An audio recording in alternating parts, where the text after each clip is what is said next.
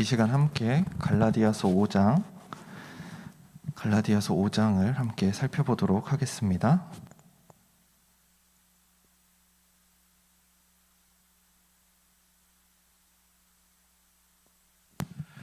갈라디아서 5장 말씀입니다. 제가 읽도록 하겠습니다. 그리스도께서 우리를 자유롭게 하려고 자유를 주셨으니 그러므로 굳건하게 서서 다시는 종의 멍에를 매지 말라. 보라, 나 바울은 너희에게 말하노니 너희가 만일 할례를 받으면 그리스도께서 너희에게 아무 유익이 없으리라. 내가 할례를 받은 각 사람에게 다시 증언하노니 그는 율법 전체를 행할 의무를 가진 자라. 율법 안에서 의롭다함을 얻으려 하는 너희는 그리스도에게서 끊어지고 은혜에서 떨어진 자로다. 우리가 성령으로 믿음을 따라 의의 소망을 기다리노니 그리스도 예수 안에서는 할례나 무할례나 효력이 없으되 사랑으로서 역사하는 믿음뿐이니라. 너희가 다름질을 잘하더니 누가 너희를 막아 진리를 순종하지 못하게 하더냐. 그 권면은 너희를 부르신 이에게서 난 것이 아니니라.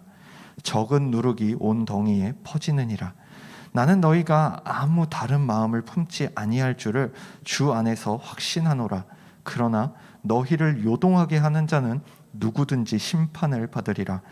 형제들아, 내가 지금까지 할례를 전한다면 어찌하여 지금까지 박해를 받으리요.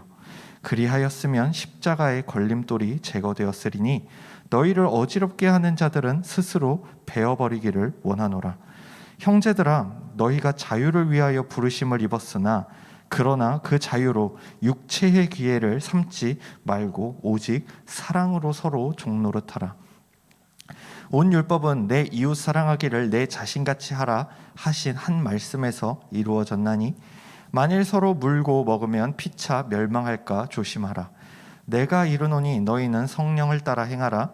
그리하면 육체의 욕심을 이루지 아니하리라. 육체의 소욕은 성령을 거스르고 성령은 육체를 거스르나니 이 둘이 서로 대적하므로 너희가 원하는 것을 하지 못하게 하려 함이니라. 너희가 만일 성령의 인도하시는 바가 되면 율법 아래 있지 아니하리라. 육체의 일은 분명하니 곧 음행과 더러운 것과 호색과 우상 숭배와 주술과 원수 맺는 것과 분쟁과 시기와 분냄과 당 짓는 것과 분열함과 이단과 투기와 술 취함과 방탕함과 또 그와 같은 것들이라. 전에 너희에게 경계한 것 같이 경계하노니 이런 일을 하는 자들은 하나님의 나라를 유업으로 받지 못할 것이요 오직 성령의 열매는 사랑과 희락과 화평과 오래 참음과 자비와 양성과 충성과 온유와 절제니 이 같은 것을 금지할 법이 없느니라. 그리스도 예수의 사람들은 육체와 함께 그 정욕과 탐심을 십자가에 못 박았느니라. 만일 우리가 성령으로 살면 또한 성령으로 행할지니 헛된 영광을 구하여 서로 노엽게 하거나 서로 투기하지 말지니라. 아멘. 네, 오늘은 그리스도 예수의 사람들이라는 제목으로 함께 말씀을 나누려고 합니다. 우선 말씀을 나누기에 앞서서 이 시간 저는 진심으로 여러분이 그리스도 예수의 사람들이기를 소망합니다. 왜냐하면 예수님 밖에는 길이 없기 때문입니다. 예수님 외에는 세상 사람에게 어떤 다른 구원의 방법은 존재하지 않습니다. 그렇기에 신앙은 아주 분명합니다. 구원을 받아야 된다라는 것을 인지하는 자들과 그런 것은 없어 죽으면 끝이야 라고 생각하는 자들, 이 두 사람들로 명확하게 나누어집니다. 그리고 또 한 가지 분명한 것이 있습니다. 그렇기에 구원을 하실 수 있는 분은 예수 그리스도밖에 없다라고 믿는 사람들과 그럼에도 다른 헛된 것들을 믿는 사람들이 있는 것이지요. 그렇기에 저는 여러분이 예수 그리스도밖에는 구원의 길이 없다라는 이 간단하고도 정확한 사실을 분명히 믿고 계시기를 소망합니다. 그렇지 않다면 오늘의 말씀 자체가 여러분에게는 매우 아픈 칼이 되거나 아니면 여러분에게는 전혀 관심이 없는 말씀이 될 것입니다. 결국 말씀은 날마다 들을 귀 있는 자가 듣는 것이지만, 또한 하나님의 말씀은 살아있고 활력이 있어 좌우에 날선 어떤 검보다도 예리하여 혼과 영과 및 관절과 골수를 찔러 쪼개기까지 하며 또 마음의 생각과 뜻을 판단하시기 때문입니다. 이 말씀은 단순히 하나님께서 여러분의 마음을 훤히 바라보고 계시다, 이런 뜻이 아닙니다. 여러분의 가장 아픈 곳이 찔러 쪼개지는 아픔이 말씀에 있다는 것입니다. 그러니 그것에 대해서 감내하실 수 있는, 또한 믿음으로 받아들이실 수 있는 여러분이 되기를 소망합니다. 그렇기에 이 말씀에 앞서서 믿음을 판단하시는, 마음의 생각과 뜻을 판단하시는 하나님 앞에서 우리에게 두 갈래 길은 없다라는 것을 먼저 인정하시고 오늘의 말씀을 살펴보도록 하겠습니다. 오늘의 설교는 갈라디아서를 설교하면서 아마도 가장 어렵고 힘든 말씀이 될 것 같습니다. 사실 내용으로 봤을 때 오늘 말씀은 그다지 어려운 말씀은 아닙니다. 왜냐하면 1절에서 우리에게 자유를 선포하며 시작되는 말씀이기 때문입니다. 그리스도께서 우리를 자유롭게 하려고 자유를 주셨으니 종처럼 살지 말라는 것이지요. 만약 그리스도로 무언가 부족할 것 같아서 할례를 받으면, 아니면 다른 율법의 조항들을 지키기 시작하면 그리스도 예수가 너희에게 아무런 유익이 없다라고 말합니다. 왜냐하면 기독교는 예수님만이 우리의 길이요 진리요 생명이라는 사실을 아주 분명하게 정하고 있기 때문입니다. 그렇기에 바울은 4절에서 6절까지 다음과 같이 말합니다. 율법 안에서 의롭다 함을 얻으려 하는 너희는 그리스도에게서 끊어지고 은혜에서 떨어진 자로다. 우리가 성령으로 믿음을 따라 의의 소망을 기다리노니 그리스도 예수 안에서는 할례나 무할례나 효력이 없으되 사랑으로서 역사하는 믿음뿐이니라. 바울은 이렇게 말하며, 전에는 너네가 바른 길로 잘 갔으면서 왜 갑자기 잘못된 길로 가려고 하느냐라고 묻습니다. 그리고 굉장히 강한 표현을 쓰면서 이렇게 말합니다. 너희를 지금 속이고 있는, 너희를 유혹하고 있는, 너희를 꿰어내고 있는 그 할례와 율법을 주장하는 자들은 어떤 자들이냐? 8절에 그 권면은 너희를 부르신 이에게서 난 것이 아니니라. 즉 하나님과 관련이 없다. 10절 너희를 요동하게 하는 자는 누구든지 심판을 받으리라. 하나님 앞에서 온전하고 정의와 공의의 심판을 받아서 멸망할 자들이다. 12절 너희를 어지럽게 하는 자들은 스스로 베어버리기를 원하노라. 너희에게서 잘라내라는 것입니다. 그러면서 다시 한번 우리가 받은 자유를 언급합니다. 바울은 지금 이상하리만치 이 자유라는 단어에 집착하는 모습을 보입니다. 그리고 이는 할례로 대표되는 율법 아래에서 살던 자들이라면 그 율법이 주는 구속과 얽매는 것과 그에 속하는 종속이 얼마나 무섭고 엄청난 것인지 알았던 것입니다. 우리가 잘 이해하지 못하는 것이죠. 왜? 우리는 율법을 지켜본 적이 없으니까. 우린 그렇게 산 적이 없으니까. 그러나 바울 시대에 바울이 편지를 전하는 이 유대 그리스도인들은 이것을 명확하게 알았습니다. 우리는 그저 뭐 평생 지키고 살던 율법, 그나마 이후에 제대로 지키지도 못하던 율법이 뭐 그리 대단하다고 라고 생각할지 모르지만, 아마 바울이 이런 우리의 생각을 듣고 안다면 우리를 패고 싶을지도 모르겠습니다. 이게 얼마나 엄청난 건지, 얼마나 자유를 구속하는 건지 너희가 알아야 돼 라고 말하면서 말이죠. 그들이 지키면서 살아야 했던 여러 규범들이 가장 간단히 정리되어 있는 곳이 어디냐? 레위기입니다. 그 중에서 제가 레위기를 읽으면서 가장 와닿는 말씀이 있었는데 바로 레위기 5장 17절입니다. 제가 쉬운 성경 버전으로 읽어드리겠습니다. 누구든지 여호와께서 하지 말라고 하신 일을 해서 죄를 지었으면 그가 그 사실을 몰랐다 하더라도 그에게는 허물이 있는 것이니 그는 자기 죄값을 치러야 한다. 무슨 뜻이죠? 하나님께서 죄라고 명시해놨는데 누군가는 이게 죄인지 몰랐습니다. 그리고 지었습니다. 그럼 뭐라고 하죠? 몰랐으니 됐어. 이게 아닙니다.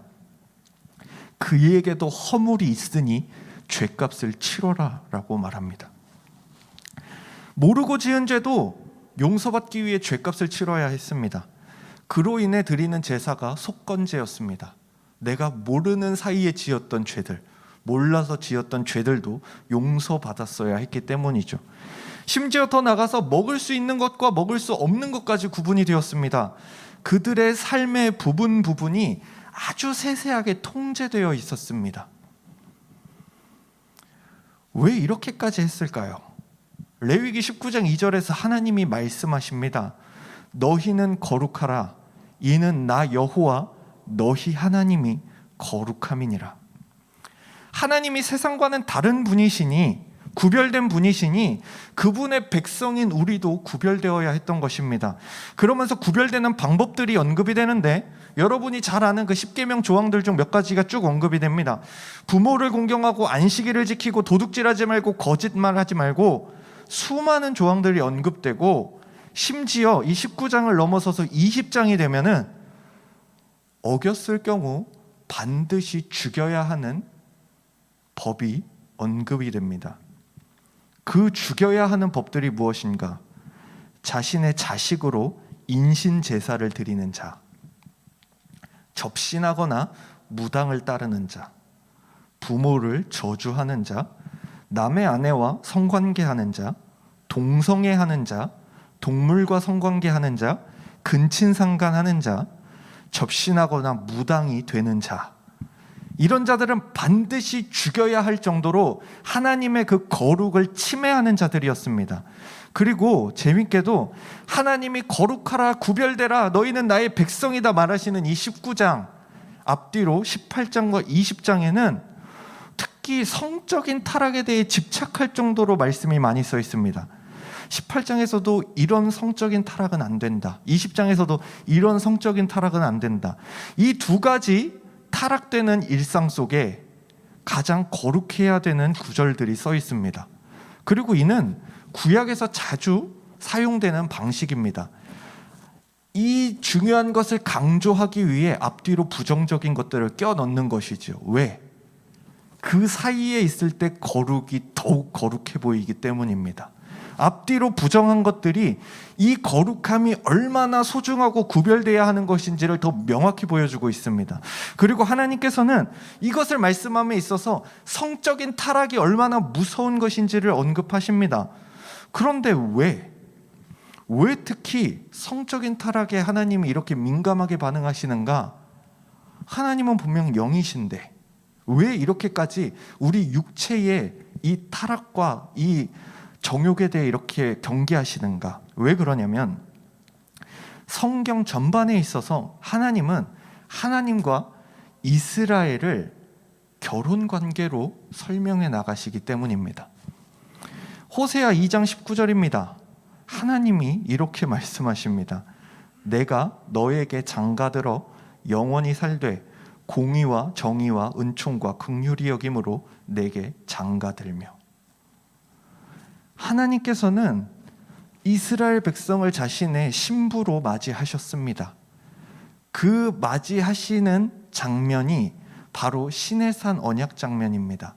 그 장면을 신학자들은 일컬어 하나님과 이스라엘의 결혼식이다라고 말합니다. 그리고 나서 쭉 이어서 40년간의 하나님과 이스라엘의 신혼 여행이 시작이 됩니다. 그리고 그 신혼 집에 들어가는 것이 가나안 입성입니다.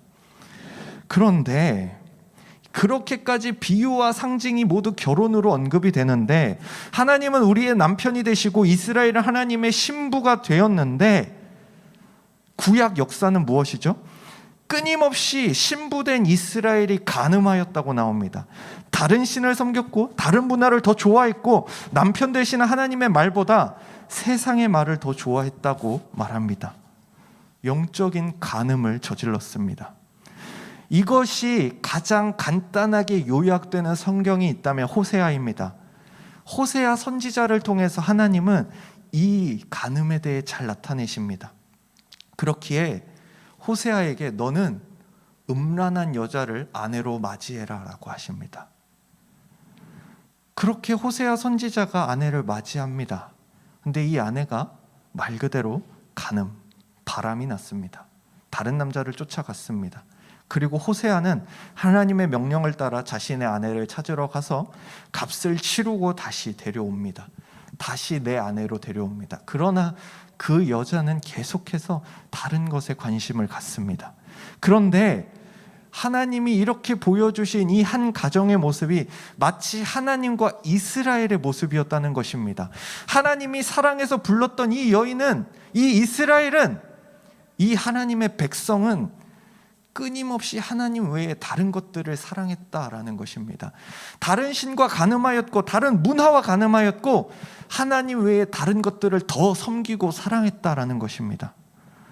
그런데 제가 방금 말씀드렸죠. 하나님의 거룩을 설명하는 레위기 19장 앞뒤로 성적인 타락이 나오고 그 성적인 타락에 있어서 다른 남자와 간음하는 여인은 반드시 죽이라고 말합니다. 근데 놀랍죠? 호세아를 통해서 드러내는 이 말씀의 안에는 죽이지 않습니다. 간음하는 자는 죽여야 하는 것이 하나님의 법이었는데 죽지 않습니다. 그렇기에 호세아 가정이 굉장히 독특하게 다가옵니다. 그리고 호세아 가정의 이름을 한번 살펴봅시다. 첫째는 딸이었습니다. 이름이 로루하마입니다. 긍휼히 여기심을 받지 못하는 자입니다. 좀 더 쉽게 설명할까요? 용서받지 못하는 자라는 뜻입니다. 둘째는 아들입니다. 이름이 로암미입니다. 내 백성이 아니다 라는 뜻입니다. 그런데 이후에 하나님께서는 말씀을 이어가시면서 이 로루아마와 로암미에서 앞에 로를 빼버립니다. 로는 무슨 뜻이냐면 부정사입니다. 로를 빼버리니까 어떻게 되죠? 로루하마는 루하마가 됩니다. 긍휼히 여김을 받는 자가 됩니다. 로암미는 암미가 됩니다. 내 백성이다가 됩니다. 그리고 그들의 아버지인 호세아의 이름의 뜻은 구원입니다. 하나님께서는 이스라엘의 남편으로 공의와 정의가 풍성하셨습니다. 그렇기에 율법은 단호하고 확실하고 두려운 것이었습니다. 그 말씀은 반드시 지켜야 하는 것이고 말씀에 엇나가면 죽여야 하는 것이었습니다. 그런데 문제는 하나님은 또한 은총과 긍휼히 여김이 많은 분이셨습니다. 말 그대로 사랑이 충만하신 하나님이셨습니다. 그래서 호세아 11장 1절에서 3절과 8절에서 9절을 제가 한번 읽어드리겠습니다. 이도 쉬운 성경 버전입니다. 이스라엘이 어린아이였을 때에 내가 그를 내 아들처럼 사랑하여 이집트에서 불러냈다. 그러나 내가 부르면 부를수록 이스라엘 백성은 내게서 더 멀어졌다. 그들은 바알에게 희생 제물을 바치며 우상들에게 향을 피웠다. 이스라엘에게 걸음마를 가르쳐준 이도 나요, 품에 안아준 이도 나다. 내가 그들을 치료해 주었으나 그들은 깨닫지 못했다. 하나님이 하나님의 백성을 향하여 하시는 말씀입니다. 내가 너희를 사랑하고 업고 키우고 너희를 치료해 주었는데 너희는 나를 사랑하지 않는다. 사랑하지 않았고 다른 것들을 더 사랑하고 간음하고 음란하였고 하나님을 수시로 떠났습니다. 그런 내용이 언급된 다음에 하나님이 8절 9절에서 하시는 말씀은 눈물겹습니다. 이스라엘아, 내가 어찌 너를 버리겠느냐? 내가 어찌 너를 남에게 넘겨주겠느냐? 내가 어찌 너를 아드마처럼 만들며 내가 어찌 너를 스보임처럼 만들겠느냐? 너 때문에 내 가슴이 뛰고 너를 불쌍히 여기는 마음이 불붙듯 하는구나. 내가 진노로 너를 심판하지 않겠고 다시는 이스라엘을 멸망시키지 않으리니 그것은 나는 사람이 아니요 하나님이기 때문이다. 나는 너희 가운데 있는 거룩한 자니 내가 진노함으로 너희에게 나아가지 않겠다. 이것이 하나님의 말씀이죠. 내가 차마 너를 버릴 수가 없다. 네가 나를 떠나고 나를 욕보이고 나를 싫어하고 내가 싫어하는 모든 짓을 너희가 다 하는데도 나는 너희를 사랑한다. 너희만 생각하면 내 마음이 뛰고 너희가 불쌍해서 너희를 용서하고 싶은 마음이 내 마음에 계속 일어난다. 그런데 나는 공의의 하나님이야. 나의 공의롭고 정의로운 율법은 너희를 심판하여야만 하는데 그렇지 않겠다라고 말씀하시는 것입니다. 놀랍습니다. 하나님의 속성과 하나님의 본성은 우리를 심판하여야 마땅하는데 하나님이 그러지 않겠다라고 말씀을 하시는 것입니다. 그런데 하나님의 그 본성, 공의와 정의는 반드시 이루어져야 하죠. 그렇기에 어떤 일이 일어납니까? 우리를 사랑하신 하나님께서 결국 어떻게 하십니까? 하나님이신 그분이 인간의 몸을 입고 이 땅에 오십니다. 그리고 그 예수의 이름은 호세아와 동일합니다. 호세아에 여자가 붙으면 여호수아가 됩니다. 호세아는 구원하신다라는 뜻인데 여자가 붙으면서 확실해지죠. 하나님은 구원하신다. 그런데 그 여호수아의 이름이 이제 신약에 와서 불리는 명칭이 바뀌게 되면 그 이름이 예수입니다. 예수의 이름 역시 하나님은 구원이시다입니다. 우리를 사랑하신 하나님께서 직접 몸을 입고 이 땅에 오시면서 받으신 이름이 하나님, 나는 구원이다입니다. 그리고 이를 마태복음 1장 21절에서 조금 더 풀어서 설명합니다. 자기 백성을 그들의 죄에서 구원할 자. 그리고 이사야에서는 이 아들을 예언하며 이름을 임마누엘이라고 하였는데 이는 하나님이 우리와 함께 계시다입니다. 우리를 버리지 못하고 끝까지 사랑하시는 하나님을 보여주십니다. 그리고 율법의 요구대로, 공의와 정의의 요구대로 우리가 죽었어야 되는데 그 자리에 하나님이 죽으십니다. 예수 그리스도께서 자신의 신부, 아내 되는 교회를 대신하여 피 흘려 돌아가시는 것이죠. 그렇게 사도행전 20장 28절에서 바울은 이 교회를 가리켜 하나님이 자기 피로 사신 교회라고 언급하고 에베소서 5장 25절에서는 이렇게 설명합니다. 남편들아 아내 사랑하기를 그리스도께서 교회를 사랑하시고 그 교회를 위하여 자신을 주심같이 하라. 죽을 수밖에 없는 아내를 너무 사랑한 남편이 할 수 있는 건 자신이 대신 죽는 것이었습니다. 그렇게까지 사랑하신 교회입니다. 그렇게까지 사랑하신 이스라엘 그 백성, 그 영적인 이스라엘이 바로 교회라는 것입니다. 그렇게 이 말씀은 단순히 자신을 주시기까지 신부된 교회와 우리를 사랑하신 하나님에 대한 말씀일 뿐만 아니라 죄의 저주를 온전히 자신이 당하시고 죄의 저주와 율법의 사슬에서 우리를 해방시켜 주셨다라는 것을 우리로 가르쳐 알게 하는 것입니다. 그러니 바울이 이렇게 말하는 것입니다.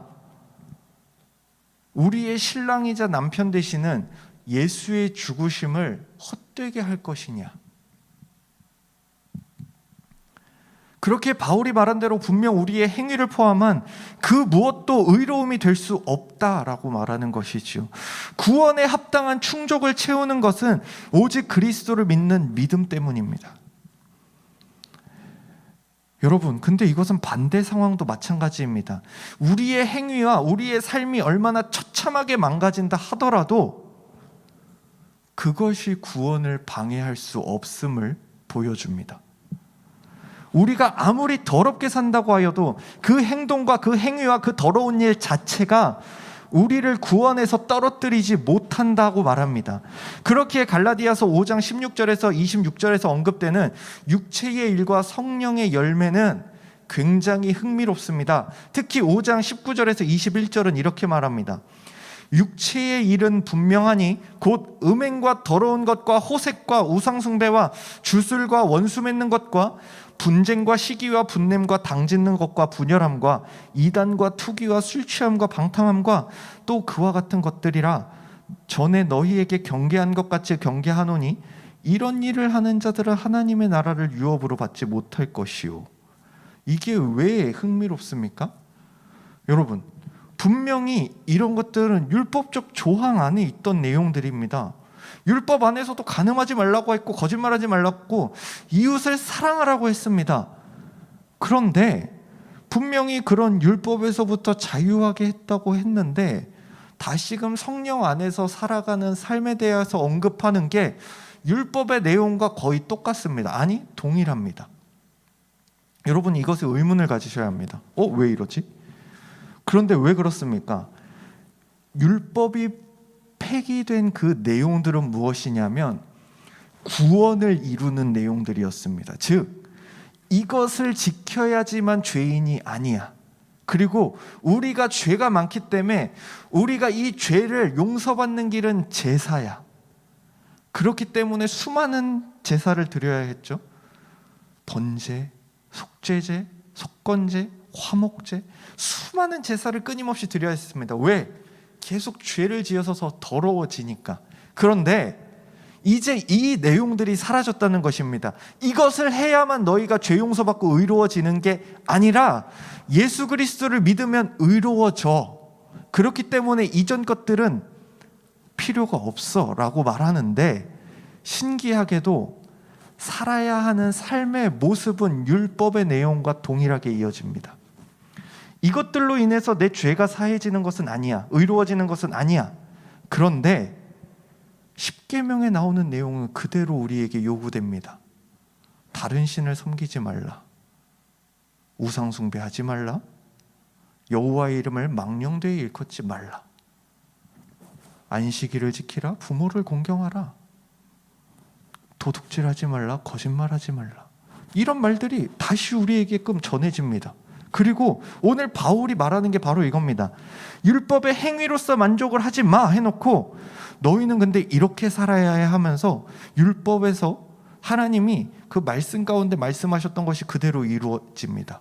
이것이 바로 예수 그리스도께서 말씀하셨던 그 말씀을 떠오르게 합니다. 어떻게 살아야 합니까? 라는 질문에 율법의 가장 완성은 이것이니 하나님 사랑과 이웃 사랑, 이것을 지키면 살으라고 말합니다. 이것이 없어졌다 말하지 않습니다. 그러면 왜 이렇게 말하는 것일까요? 너희가 생각하는 너희 스스로 거룩함을 이룬다고 생각했던 그 모든 행위는 이제 다 쓸모가 없어졌어. 그것으로는 구원과 의를 이룰 수 없어. 그런데 예수 그리스도를 믿음으로써 너희가 모든 구원을 이루었고 너희가 의롭다함을 얻었는데 그런 너희에게 이러한 삶이 요구돼 라고 말하는 것이 바로 방금 읽은 내용들입니다. 음행하지 마. 더러운 것과 호색하지 마. 우상 숭배하지 마. 주술과 원수 맺는 것 하지 마. 분쟁과 시기와 분냄, 당짓는 것, 분열함, 이단, 투기, 술 취함, 방탕함, 이런 거 하지 마. 근데 율법과 뭐가 달라졌죠? 율법에는 기회가 없었죠. 했으면 어떻게 되죠? 대번에 처벌받습니다. 대번에 죽습니다. 그러나 그리스도의 사랑이 선포되고 율법으로부터의 자유가 선포되자 우리에게 무엇이 생기죠? 기회가 생기죠. 다시금 거룩하게 살 수 있는 기회, 다시금 하나님의 자녀답게 살 수 있는 기회, 다시금 그리스도인답게 살 수 있는 기회가 주어집니다. 그런데 여러분, 이 말씀을 들으시면서 안심하거나 이러라고 드리는 말씀이 아닙니다. 이 말씀이 예수 믿었으니 이제 막 살라는 그런 말이 아닙니다.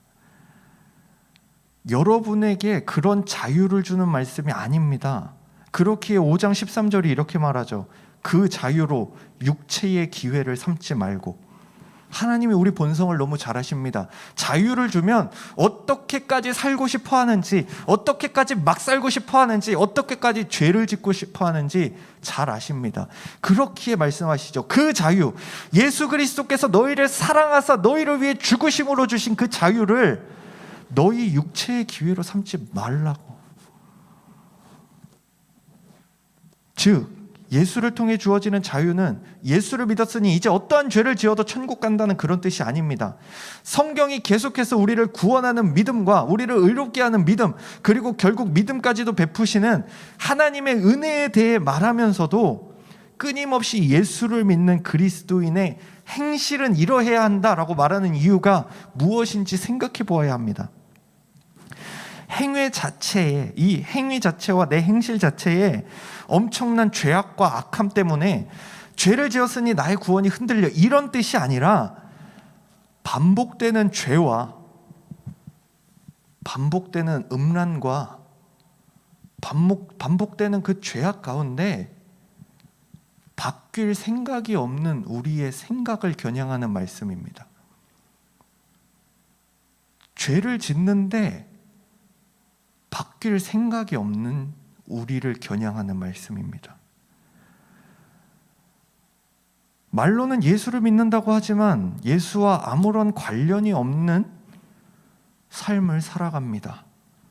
예수를 믿는다고 하면서 예수님이 성경을 통해 말씀하신 것쯤은 알 생각이 없습니다. 알아도 지킬 생각이 없습니다. 이러한 영적인 무감각한 우리의 마음과 생각이 아주 위태합니다. 믿음이 있다면 도저히 그렇게 살 수 없는 삶을 여러분 살아가고 계시지 않습니까? 믿음이 있다면 눈물 흘리며 통곡하며 회개해야 할 죄악들을 지으면서 마음에 아무런 가책도 없으신 것은 아닙니까? 실상은 말로만 믿을 뿐 여러분의 가치관, 생각, 마음, 삶, 그 무엇도 예수를 전혀 따르지 않고 계시진 않습니까? 혹시 여러분 그리스도인이 아닌 것 아닙니까? 여러분, 기독교는 우리를 기쁘게 하기 위해 존재하는 종교가 아닙니다. 예수 그리스도께서 우리의 즐거운 삶을 위해서, 여러분의 어떠한 해피한 삶을 위해서, 여러분의 꿈을 이루기 위해서, 여러분의 욜로를 이루기 위해서 십자가에 달려 돌아가신 게 아닙니다. 그런 종교와 믿음을 찾으신다면 다른 곳에서 찾으십시오. 여기에는 없습니다.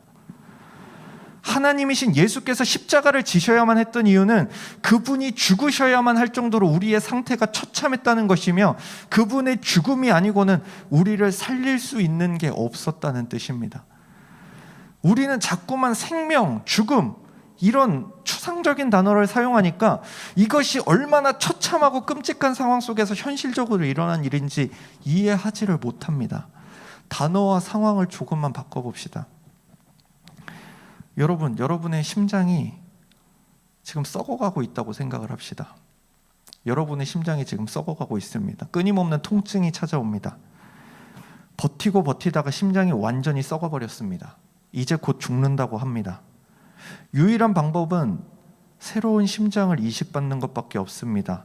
그런데 이것이 뜻하는 바는 명확합니다. 여러분에게 심장을 주는 사람은 죽습니다. 왜죠? 심장이 2개인 사람은 없으니까요.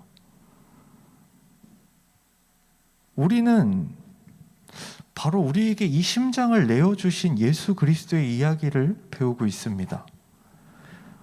여러분이 죽을 것을 아시고 당신의 생명 가득한 심장을 우리에게 주시고 우리의 썩어버린 심장을 당신이 가지신 채 죽었습니다. 그리고 우리에게 분명히 요구하셨죠. 내 심장을, 내 생명을, 내 모든 것을 주었으니 내 심장을 가진 자답게 살아가라고, 나의 생명을 가진 자답게 살아가라고 분명히 말씀하시죠. 그런데 그렇게 해서 살아난 인간이 이렇게 말한다고 생각해 봅시다. 내가 식이요법을 잘했더니, 내가 운동을 열심히 했더니 심장이 건강해졌다라는 건 개소리가 분명하죠. 그런데 우린 때로 그렇게 여기고 있진 않습니까? 성경은 계속해서 말합니다. 바울이 계속해서 말합니다. 너가 무언가 해서 심장이 건강해진 게 아니라 예수께서 건강한 심장을 주셨을 뿐이니 너희에겐 그 무엇도 자랑할 것이 없다고 말합니다. 그러니 제발 이제는 예수만을 의지하며 예수께서 주신 그 심장을 가지고 예수의 말과 예수의 생각과 예수의 삶을 살아가라고 말합니다. 제가 여러분에게 말씀드리고 싶은 지점이 바로 여기입니다. 어떤 사람은 예수의 사람답게 살아가는데 누군가는 아직도 썩은 심장을 가진 자처럼 세상을 좇는 삶과 세상의 문화를 사랑하는 삶과 세상의 가치관을 따르는 삶을 살아갑니다. 그리고 성경의 말씀이 어떠하건 내가 보기에 맞고 내가 보기에 좋고 내가 보기에 옳은 것을 선택합니다. 가치의 판단과 기준에 내가 있습니다. 그리스도께서 주신 새 심장의 생명력은 전혀 없습니다. 여러분, 단순히 우리 신앙의 일시적인 실수를 말하는 것이 아닙니다. 완벽한 삶을 살라는 것이 아닙니다. 오히려 너무 완벽할 만큼 내가 그리스도와 상관없는 삶을 살아간다면 한 번쯤은 내가 정말 그리스도인인지 내 안에 예수 그리스도가 있는지 생각해 봐야 되는 거 아닙니까? 그렇기에 바울이 5장에서 끊임없이 자유에 집착합니다. 왜?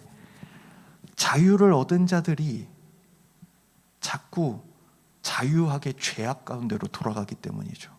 죄를 지으면서 자유합니다. 죄를 지으면서 만족하며 살아갑니다. 그러면서 되는 말이 뭐죠? 예수께서 나를 위해 죽으셨어. 이것엔 의문을 가져야 되지 않겠습니까? 예수께서 나를 위해 죽으셨다는 사람이 예수의 뜻과 반대되는 예수의 뜻을 거스르는 삶을 살아가면서 어떻게 슬퍼하지 않고 애통해하지 않고 어떻게 눈물 흘리지 않을 수 있단 말입니까? 어떻게 기쁘게 그 죄악들을 날마다 지으며 살아갈 수 있다는 말입니까?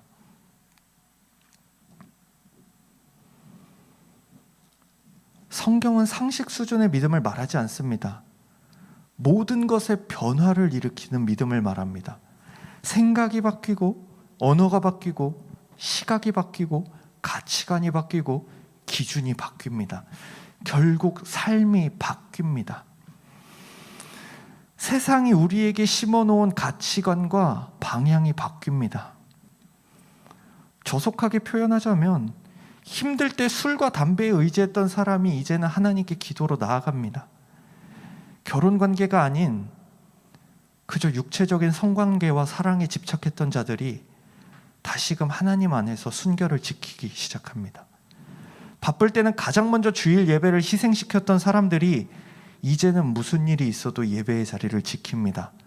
교회에서 사람들과의 만남만을 즐거워했던 자들이 이제는 하나님의 말씀 자체에 귀를 기울입니다. 완벽해야 된다고 말하는 것이 아닙니다. 미약할 수 있고 실수할 수 있고 넘어질 수 있으나 이미 바뀐 방향은 분명하기에 다시 죄를 짓지 않고자 노력하며 죄를 지었을 때에 예수의 심장을 가진 자들이기에 그 마음이 찢어질 듯 애통합니다. 자신의 삶을 하나님의 말씀에 비추어서 아닌 것을 끊고 살아가고자 합니다. 그 노력이 드러나기 시작합니다. 그것이 나에게 즐겁더라도 기쁘더라도 나를 만족시키더라도 절대 잃고 싶지 않더라도 이것을 놓치면 나의 가족과 사랑하는 사람과 친구를 잃는다고 할지라도 하나님이 그것을 기뻐하지 않으시니 그것들과 끊어집니다. 결국은 예수를 따릅니다. 예수는 이처럼 온전한 믿음과 충성을 요구합니다. 여러분이 중간지대에 있더라도 이해하고 넘어가 주지 않습니다. 그럴 수 있어 하지 않습니다. 결혼 생활에 그런 것은 없습니다. 제가 아내를 사랑하고 아내가 저를 사랑한다는 것은 둘로서 만족한다는 것이지 내가 너도 사랑하지만 다른 여자도 사랑해. 이것은 이해될 수가 없는 영역입니다. 이것을 사랑으로 포장한다? 아니요. 사랑을 더럽히는 것이죠.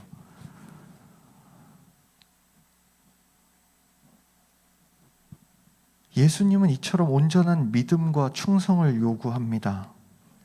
실수 자체를 책망하지 않으나 실수를 실수라고 생각하지 않는 우리의 중심에 대해서는 철저히 돌아보라고 말씀하십니다.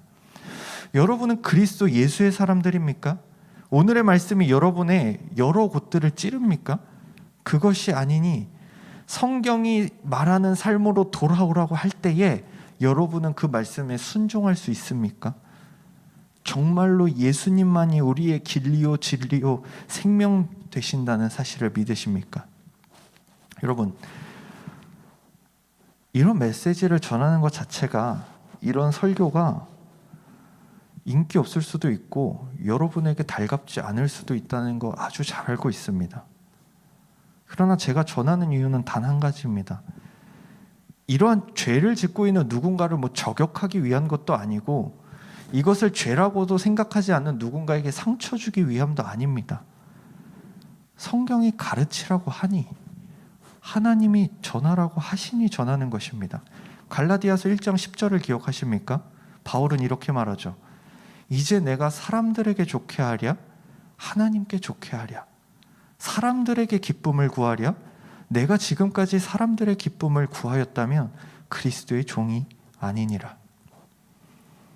좋은 설교할 수 있죠. 사랑을 말할 수 있죠. 여러분, 다 잘 될 거라고 말할 수 있죠. 긍정의 힘에 대해서 선포할 수 있죠. 잘 되는 나에 대해서도 말할 수 있어요. 그런데 그것을 말하지 않는 이유는 분명합니다. 왜? 하나님의 말씀이 아니기 때문입니다. 예수 그리스도 믿으면 다 잘 된다?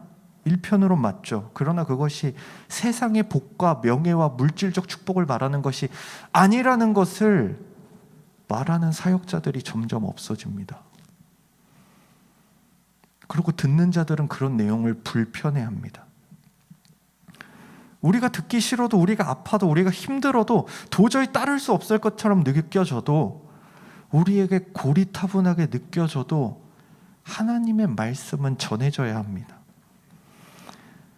기독교에서 끊임없이 예수 그리스도를 전하는 이유는 무엇입니까? 죽음 이후에 펼쳐질 천국과 지옥이 있기 때문입니다. 근데 여러분 스스로도 이렇게 생각하지 않습니까? 누군가 천국과 지옥을 말하면 저런 거를 말하나 싶지 않습니까? 여러분의 신앙 양심이 굳어져 버리진 않았습니까? 여러분은 왜 신앙생활을 하십니까?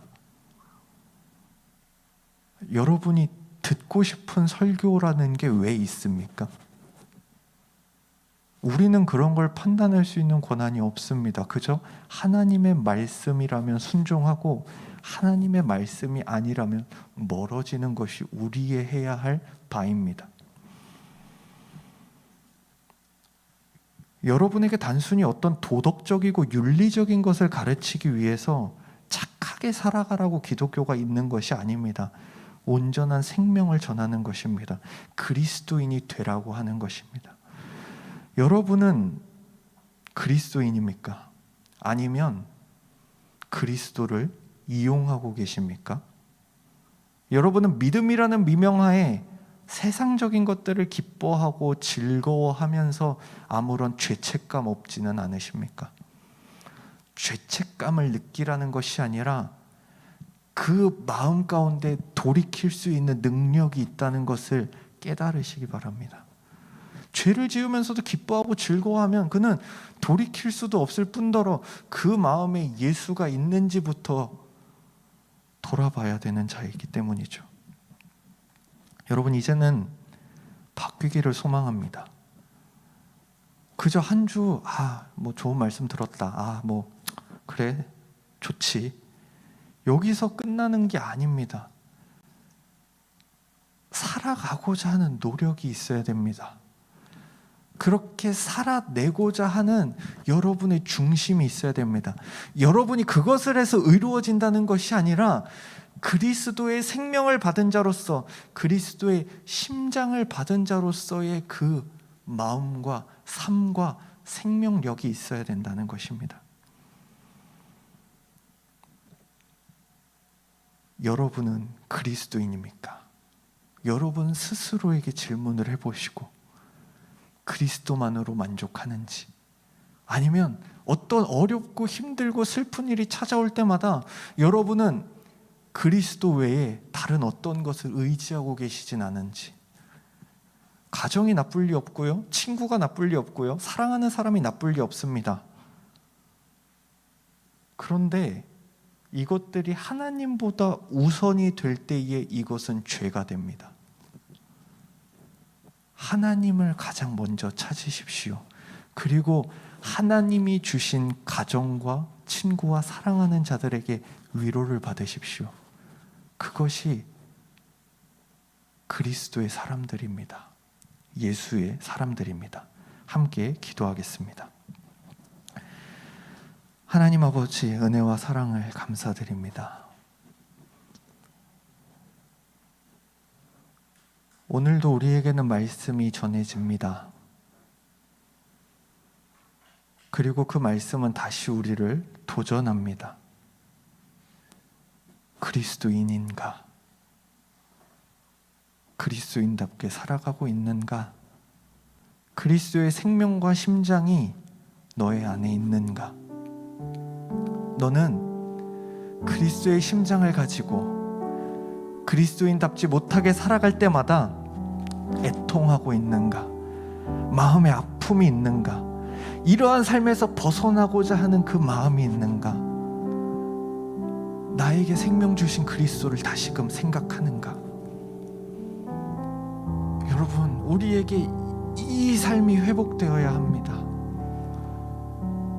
그저 막 살아가면서 그리스도인답게 살아가려는 자들을 향하여 아유 저 바리새인, 아유 저 율법주의자 하는 것이 아니라 내 마음에 그리스도의 마음이 사라진 것은 아닌지 돌아보셔야 합니다.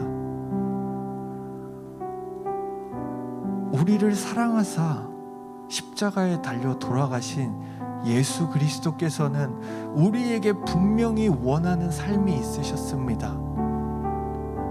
술 취하지 말라 이는 방탕한 것이니 성령의 충만함을 입으라. 단순히 술 마시지 말라 그것이 죄다 하는 것이 아니라 왜 너희는 너희의 어려움이 있을 때마다 술 취하는 것으로 너희는 위로를 받으려 하고 술 취해서 잊으려고 하고 세상의 다른 것들에 관심을 가지고 사랑하는 자에게 먼저 달려가고 왜 너희를 가장 사랑하고 그 문제를 해결해 줄 수 있는 유일한 나를 떠나느냐라고 말씀하시는 것입니다. 성령의 충만함을 입으라. 세상이 줄 수 없는 위로와 세상이 줄 수 없는 사랑을 내가 이미 너희에게 주었으니 그 사랑 안에 거하고 그 사랑 안에서 위로를 받고 그 사랑을 가지고 나아가라. 그것이 그리스도인입니다. 우리 이 시간 들으신 말씀을 기억하시며 우리를 그리스도인으로 부르신 그 하나님의 사랑을 기억하며 우리의 그 죄짓는 그 모든 순간에 내가 나의 공의로움과 정의로움이 있으나 그럼에도 내가 너희를 버리지 못하겠다. 그렇기에 내가 너희를 대신하여 죽겠다라고 말씀하시는 그 하나님의 사랑을 기억하시면서 이 세상의 삶 가운데 일주일의 삶 가운데 월요일부터 화, 수, 목, 금, 토, 일 이 모든 날을 주님의 자녀로 살아가고자 노력하는 우리가 되어질 수 있게 해달라고 우리 함께 기도드리시겠습니다.